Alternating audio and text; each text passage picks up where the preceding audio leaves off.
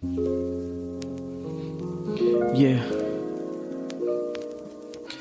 just my take on things. My answer to number two. Guided discovery. Identifying, challenging your beliefs. Reframing your mind, negative thoughts release.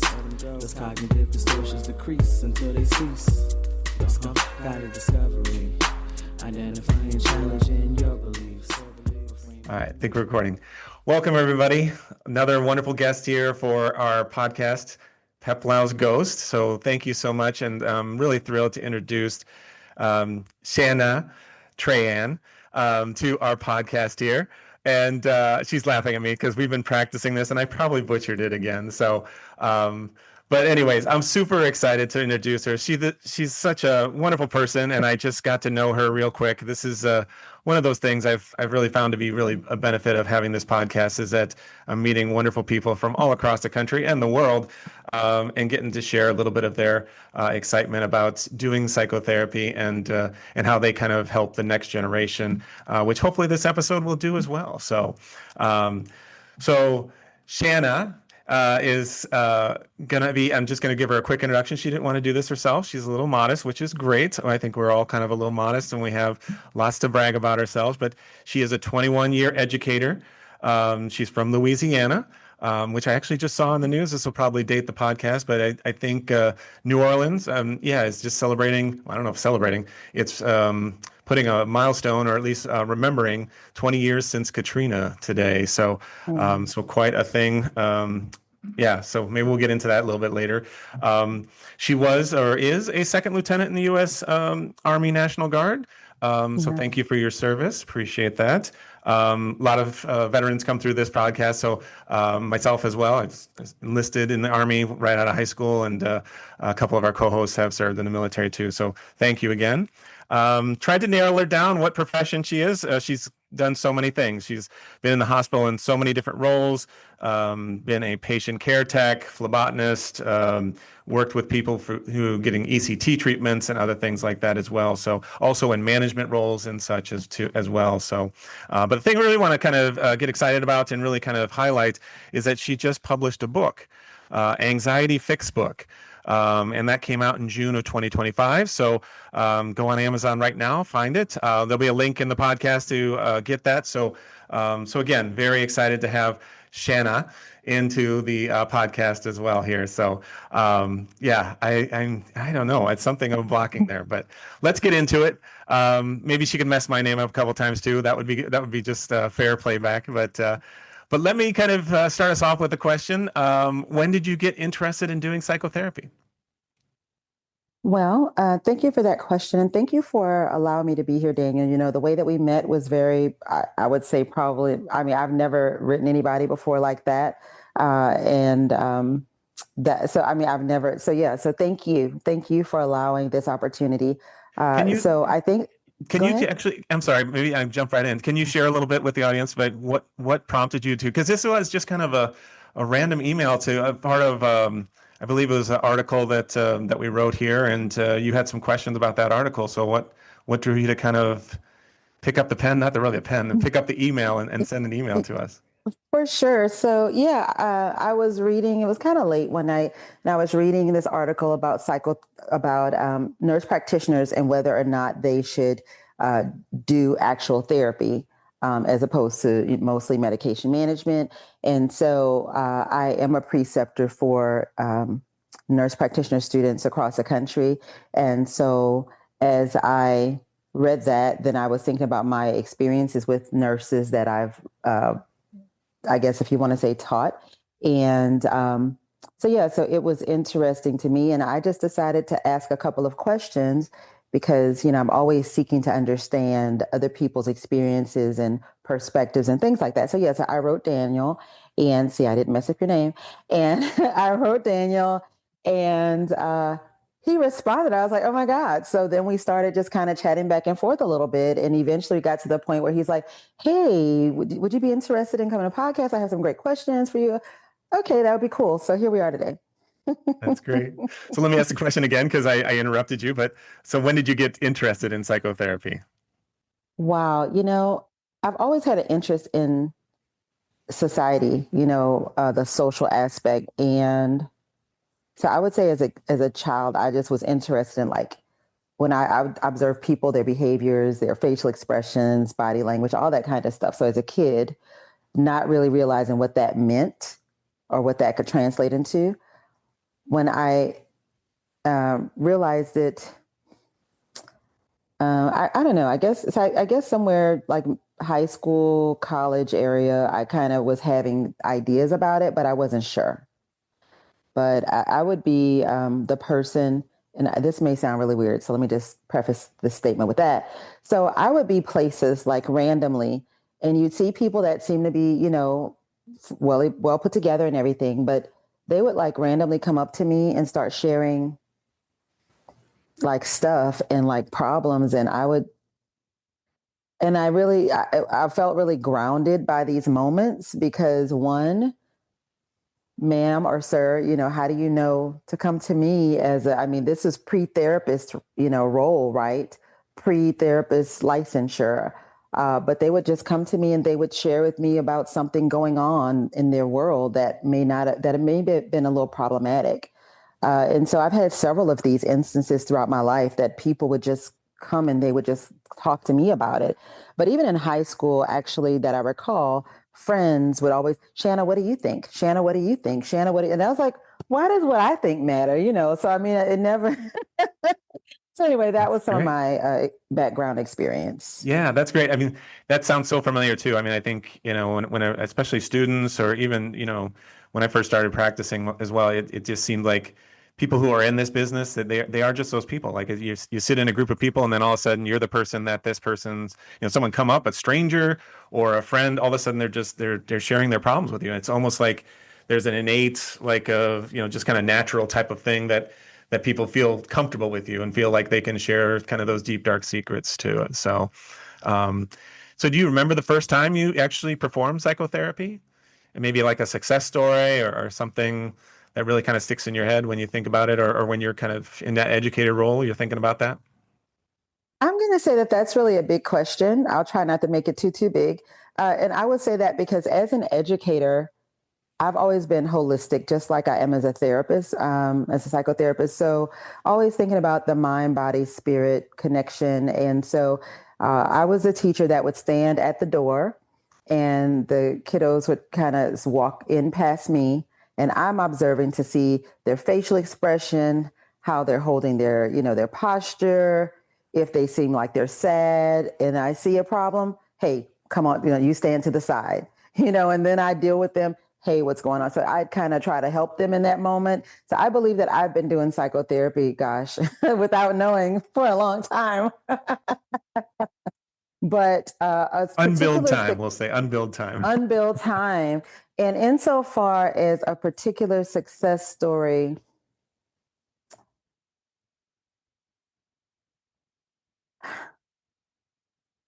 So you many know to choose what? from. Yeah. But there's something that I want to point out because people looking for therapy should understand that this is possible. So I had this one couple who were both like, "Hey, we want this therapy," and they also were like, "Okay, we're ready to. If you say it, we're going to do it because hey, we want our marriage to work." I tell you, I think I saw them all of 5 times. It might be a lot. It might have been 4, but each time they came in, they took the notes, they understood, we got found clarity, everything was, and then I mean, the last session is like, we appreciate you so much. Things have been going way better. We both have been staying on point in these areas. And without you, we're not sure what we would have done. And so basically what I'm saying is, as I tell all my clients that the therapist almost has the easy work. It's really about the client being honest, following through on their part, doing that homework, being intentional and consistent. So when the clients do that part, I mean, there's almost like, I don't know if there's a possibility of not being successful. I don't even know if that exists if they do that part. So yeah. Yeah. So that one, thinking about the 4 or 5 sessions, like they were on it. And because they were on it, it was just like, I don't know, just like honey, you know, flowing down a honeycomb. I mean, it was just so simple and easy and natural. Yeah. I think that's the title of our podcast, Flowing Down Like a Honeycomb. That's great. I mean, that's a good visual, right? I mean, it's so true. I mean, and those are those special moments that, I think, and I hope, every therapist gets that opportunity to have those kind of patients, because they come in, they're ready to change, they're ready to do something. And yeah, anything you can tell them, they're going to do, and they're going to write those notes, they're going to review those notes. And, yeah, it's a really magical and special moment. I mean, you're involved in their lives. You're involved with this, life-changing event that's happening for them. It's really a privilege. So yeah, thank you for sharing that. That's really cool. Um, I think Thank you. you've kind of hinted at this already, but just to kind of ask the question, what forms of therapy or types, thinking like, CBT or the types of things, what forms of psychotherapy do you kind of get drawn to? And obviously, it sounds like it's going to be kind of eclectic here too. Yeah, you got it. You got that. You got it right on the head. I I think I draw on my strengths as an educator, and I've taught general education as well as students with identified needs and special education courses as well. And I've worked with babies all the way to undergrad, college level. And what I've learned there in education is that it's so important to, one, meet the kids where they are. And two, sometimes we have to differentiate based upon the requirement or need at the time. And so in therapy, I do integrative therapy, of course, which is a mix of the sciences, of the scientific based approaches. And so just as I see that someone needs a little CBT, that's what's you applied in the moment. Somebody needs a little EMDR, I apply something from there. Somebody, so really, it's not a way of avoiding the question. It is just really who I am as a person. I've always been holistic and always looking at the different angles that I need to approach things in order to support that person or those people in therapy, ensuring that they get the best of all the worlds. Because if I am just trying to stay in one, and nothing's wrong with this, but for me personally, if I'm only trying to stay in one lane, then maybe there's a strategy that I know that I can employ from a different approach that will be beneficial. And if I don't employ that, does that client get that like they need to in that moment? So that is why I'm such a huge fan of integration. And just that way I'm using whatever is needed at that time for that particular person without trying to stay in one particular lane. Love it. Yeah. And that's, I think that is very reasonable. I think that's, you get down to it. I think most therapists, that's what they're going to tell you in their truly honest moments, right? I mean, people might get a little highfalutin and try and kind of, tap dance around that kind of question, but thank you for being that so blunt and transparent with us too. Because I think, again, this is what most people do. You take, what's evidence based, but you apply what's needed for the client in that moment. So, but it's one of those things that I continue to struggle with a little bit in this idea, especially in my role as an educator. Seeing new therapists kind of coming in and wanting to do this kind of work, it does seem like that integrative type of role is more kind of advanced, right? I mean, I think you have to have kind of a foundation of those kind of things. And so thinking back maybe to your career or you as an educator as well, what was your approach in kind of helping people to kind of move from that kind of novice level to more advanced, to where you can actually start using that integrative type of role? And what's your approach, or what worked for you maybe? Okay, so you mentioned in education, so let's go back there. So, yes, so I come from a family of educators and pharmacists. And so with that, I would say that I've been grading papers since I was probably about 6 or 7. But in the field of education for myself, again, so I don't know if it's the educator side, with all the empathy and concern for humanity, or the pharmacy side, thinking about, just the scientific basis of things that need to be addressed. But I've pretty much, as I recall as a kid, oh, you got a bobo, let me fix it for you. Oh, what's wrong? Why are you so sad? So looking just at the different aspects of people, and I believe I've done that for a long time. And insofar as and I do believe that my training and time in education has definitely helped to inform every aspect and given me practice that I didn't even know that I was going to use as a therapist now, practicing now with my own license for 8 years, almost 8 years. And then before that, as a school counselor. So I went through that training as well. So I would say that, how I do it, I think that that background in education was foundational. And the experiences, like I said, from babies, I used to have a daycare. So from babies to college level, general education, special education, verbal, nonverbal. I mean, there's so many aspects of what I've had to experience and deal with, having parent meetings, management meetings, having all those things has helped me to naturally integrate the things that I learned at Lamar University in Beaumont, um, into my practice. So that's been huge That's and great. really Yeah. in informing every aspect of how I move. And I would say that if someone came out of, I don't know, a master's of I don't know, master's in business or something like that, and then switched over into therapy, I would say maybe their life has helped them some. But I would say that having that educational background and all the foundation there.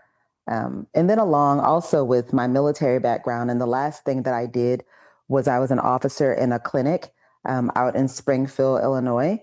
And there, my wonderful colonel, she was so wonderful. Anyway, so she observed me for a while and eventually she told me what she wanted me to do. She says, well, I will be retiring soon. And I said, yes, ma'am. And she said, so I know what I want you to do. I said, what is that? And she said, well, you're going to run the clinic. I said, do what? I was like, okay. Okay. She said, so I'll be in her words were, I'll be in my office with my door closed. But if you need anything, just knock and come right on in. That was the extent of my guidance. I always think that's either she loves you and thinks the world of you, or she doesn't. She like she does not think the world, or doesn't like you. Let's say because that's a big role, I assume. Yeah. You know what? It was a huge role, and I think that that also helped me as well. But it helped me to, I think, really tune into my leadership skills that maybe I had not always needed in every area. But it's like she said that, and something snapped, and it's like, okay, I know what to do. And I started I have my own strategy. So for me, I wanted to go into each different area, find out where the weak spots were. So I'd go in different areas of the clinic and kind of observe. I'd also ask the different practitioners kind of, hey, what are the trouble spots? What things you think you do well? And then I'd observe and then I'd take my notes. And then I even wanted to do what they did. I'm giving shots, I'm spinning blood, I'm doing everything except for the ear cleaning my friend wanted me to do. She's like, hey, you want to clean the ear? She was a dentist. I said, that's the one I'm going to avoid today. But yeah, so I did a lot of the things that the other practitioners did to get a feel to be in their shoes, right? And then I started developing plans in every area and started implementing policies and procedures so that things could be more streamlined. And it's a funny thing. You were in the military, so I think that you'll appreciate this. So as I was going through and basic and everything and getting going through MEPS and all that, and one of the things I did quickly learn was that as much as I love the military, there was a lot of rush and wait. And so as the soldiers observed, I guess that I guess if I don't like this word, but in charge in a sense, and they'd come to me, oh, ma'am, this is the fastest I've ever been in and out. Oh my God, thank you so much. And so, but that was an awesome opportunity there in Springfield. And I really appreciated that over there on, I think it was 1301 MacArthur Boulevard. Over there in Springfield. Yeah, I love I that. love it. You still know the address. That's great. Yeah. Yeah. No, that's definitely one quick way to get your patient scores up is to get them in, get them out. That's yeah, that hurry up and wait. It's yeah, just saying it reminds me so much about it. It's if I can go back, I really, and again, I've heard this from other people too, this idea that, taking, we'll say concepts or theoretical applications of psychotherapy into other environments, right? Not just the patient client type of role, but more into like management, like into, meetings and things like that, and organizations, and how do you apply those kind of things? Sounds like that's part of what you've done in your past as well. And I really admire that kind of, application to kind of think of how these skills and how these, foundational things that we do, again, in maybe more of an individual, like a micro level, how it can be actually applied in a macro level. So do you mind, or can you think of any, what led you to that kind of leap, or what made you, or was it that idea, like you said, with the lieutenant colonel, which just kind of said, now this is your clinic, and go with it, and it's kind of a sink or swim type of thing. So was there something else that kind of led you that path? As I mentioned, I think, no, as you mentioned, I mean, I have been in management before, management of retail stores, management of summer camps, management. So I've had supervision and leadership roles. I have attended over my life, I guess, many, trainings and things like that, and read many books on such a topic. And it just seemed like the natural thing to do, because if you are, let's say, the dentist, then you know what needs to go on in here, and you probably can tell what's going well, may or may not have identified what's not going well. But just who I am as an individual is literally, a company could hire me. I don't need to know anything about the company, but I can see the trouble spots. All I have to do is stand to the side, look around, and I can start pointing them out one by one by one. It's just, I don't know what kind of, I was born with that innate something. Literally, because I've gone places and I wouldn't say anything, but I could see this, and this is so, going so well. But then I also observed the 40 things that, hey, I don't know, can't explain that. No, yeah, and that's, yeah. I think you just, yeah, whether it's your upbringing or your genetics here, you just have an innate way of just following your heart, following your gut, whichever term you want to kind of use, and knowing where your skills can fit best. So, a little bit more time here, but I want to ask two more questions specifically, and they're going to kind of be positive and negative. And maybe we'll start with the negative so we can finish on the positive. Excuse me. What are the barriers, or what do you see as barriers currently to doing psychotherapy and practicing those skills out in the world? I mean, what do you see as kind of limitations or kind of roadblocks that you have to kind of work around? Now, for me or for nurse practitioners? Just give from your perspective. I mean, if you want to share about nurse practitioners, but I was kind of looking more for your perspective. Okay, sure. I don't know about barriers to practice. I don't mean to open up a can of worms here. I wish, I'd love to come to the table. I wish that Optum would call me today. I wish that Blue Cross would call me today. I wish that Magellan would call me today. I wish that Aetna would call me today. Cigna, I wish they'd call me today. I have a solution for their crisis of the payer crisis. But at any rate, I love cash paying clients because it's in and out and it's not androgyny. I think that is one of the, just the insurance. When you call, especially like a new practitioner, right? You don't ever get to the person. Well, let me say my experience. In my experience as a new practitioner years ago. Oh, you're muted.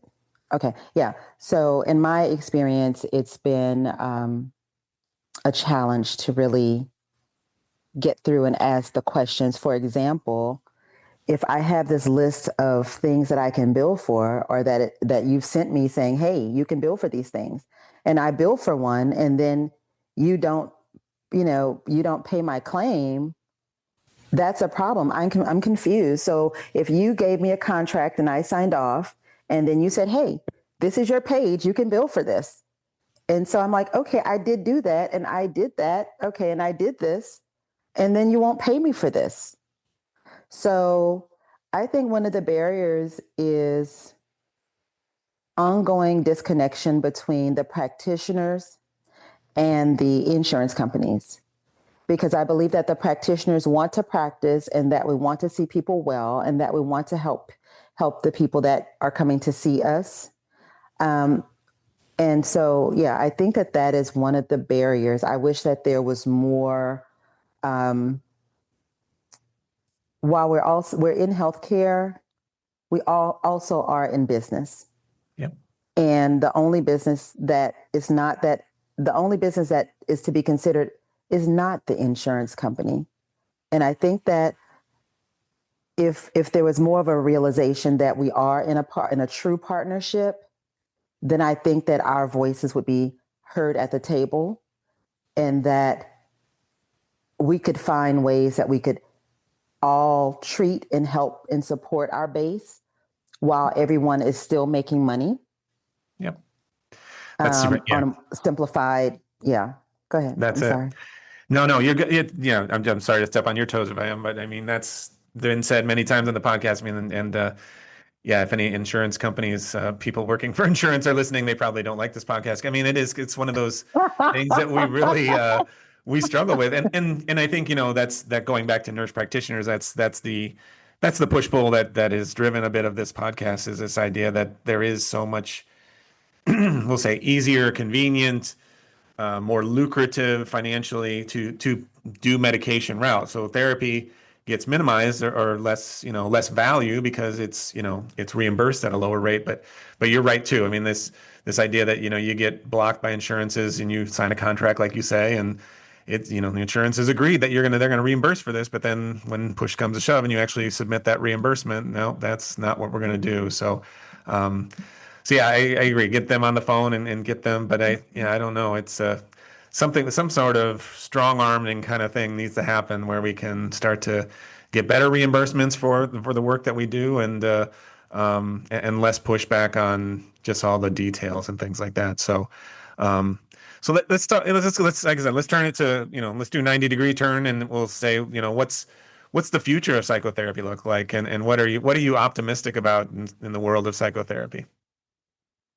I am optimistic just about, I am, our business has grown to, I think we're in 8 states or 9 states or something like that, so I am optimistic that more people will get the opportunity to access therapy with people who really care.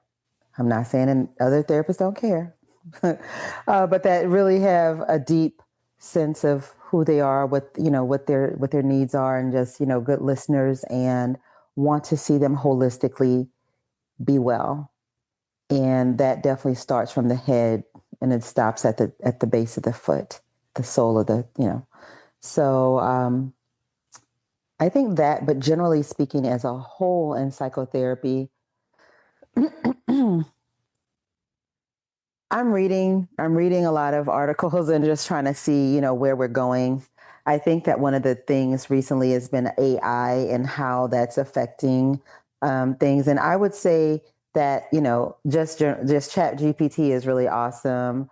However, I mean, I would say that it's important that individuals continue to connect with individuals, with other humans, with other people that have hearts beating like you do. I mean, really, because, we can't, it's not healthy to have my friend be the only friend is Chat GPT because they answer, or Google, what is it? My granddaughter was in here on one of my Google devices. She's young, she's playing a game with it and telling it what to do and say, and it's playing a game with her and all this kind of stuff, which is cool. That's cool. But we need to make human friends, and we need to be amongst other humans. And that part is very vital. And you might have an iMac or an iPhone or an I this or an I that. Come out of your egocentric space and move and to meet people and humans and touch others. This is very important. When we lose contact with people, our humanity gets to become a little less and less. So it's very important that we're encouraging people to meet people, to laugh, to just, enjoy life and take it one day at a time. So psychotherapy, hopefully people coming together, working together, joining forces to hopefully with insurance companies to find a great way to make things well and good for the insurance providers, the insurance companies, as well as the providers. I love to work together. Let's work together. Hopefully government can also come in and help us to move this forward so that more people can be seen. And when we talk about socialism, and I think we have time here or something, but I've had many clients out of the country and it's not better. I've heard clients say it's taken me 6 months to get in. It's taken me 9 months. So social medicine is not the answer. If you think you have a long time now, especially like some of the clients I see in Delaware, Rhode Island, and you've got to go to Mass and other places to get care. If you think the wait's long now, let's go to social medicine. That's a no-go. Yeah, I'm done. I'm off the. No, you're good. No, I think there's a lot of models out there. I think we can do better on probably every model that's out there. I mean, as we talk about integrative forms of psychotherapy, there's probably an integrative form of reimbursement and models. I mean, the push-pull between doing the thing that we love and care about, and like you said too, and it's true, it's a business, but combining those two worlds they clash, right? Sometimes it's oil and water for sure, but this has been great. Thank you again. You caught me on mute. Excuse me. You caught me on mute, and I was trying to, actually practice your name again, which I think I'm getting a panic attack just thinking about it. Shana Banana is what you told me is family, so I'm just going to say Shana Banana. Trahan, thank you for this. This is good, and I appreciate your time and reaching out. Again, I hope this inspires some other people. Maybe reach out to kind of just be on this podcast too. Let's get together. Let's share some more things that we all kind of love to do. And again, remember Shana Banana's book, Anxiety Fix book. I'll have a link in the podcast episode here. So much looking forward to it. So thank you. Look forward to another episode coming out soon on Peplow's Ghost. This has been your host, Dan Wiesman. And we'll see you in the next episode. Thank you so much. Thanks so much, Dan. Thank you so much. Too much salt like this, too much seasoning. They feel it, therefore it's true. Work hard until those thoughts are finally leaving, so you can be you. They feel it, therefore it's true. Work hard until those thoughts are finally leaving, so you can be you. Guided discovery. Identifying, challenging your beliefs. Reframing your mind, negative thoughts release. Let it go. These cognitive distortions decrease until they cease. Guided discovery. Identifying, challenging your beliefs. Reframing your mind, negative thoughts release. Let it go. These cognitive distortions decrease until they cease.